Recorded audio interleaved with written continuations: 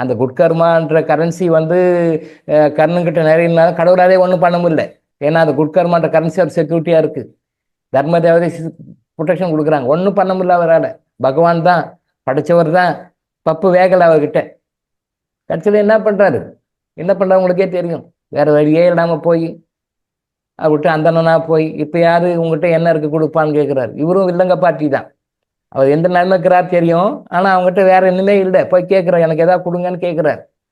ஏப்பா நல்லா இருக்கும்போது நல்லா வாழ்ந்த காலத்தில் வரல, இப்போ வந்து கேட்குறியே, நான் என்னத்த கொடுப்பேன் அப்படின்னு கேட்குறாரு. இவர் தான் கேடியாச்சே.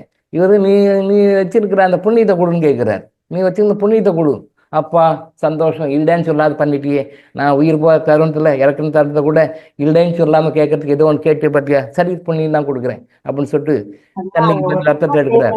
ரத்தத்தை கீறி ரத்தத்தை எடுத்து ரத்தத்தை வச்சு, நான் செய்த தர்மங்கள் புண்ணியங்கள் எல்லாத்தையும் நான் உனக்கு கொடுக்குறேன், அதனால் கிடைச்ச புண்ணியங்கள்லாம் கொடுக்குறேன், தாரை வார்த்து கொடுக்குறேன். தாரை வார்த்து கொடுக்குறாரு. தாரை வார்த்து கொடுக்குறாரு. அதை வாங்குறாரு. ஸோ வாங்கினது தர்மம் போயிடுச்சா, அதெல்லாம் இவர் டிரான்ஸ்ஃபர் பண்ணிட்டாரா. இப்போ அவர் டம்மி பீஸ் ஆயிடுறார். தர்மதேவனுடைய இருந்து வெளியே வந்துடுறார். அப்போ தான் வர்றாரு அர்ஜுன் கிட்ட. அர்ஜுனா இப்போ அடி அம்ப அப்படின்றார். அடிக்கிறாரு, இறந்துடுறாரு. ஸோ தர்மம் தான் புண்ணிய தர்மம், புண்ணிய கர்மா, அதுதான் கண்ணை காப்பாச்சு.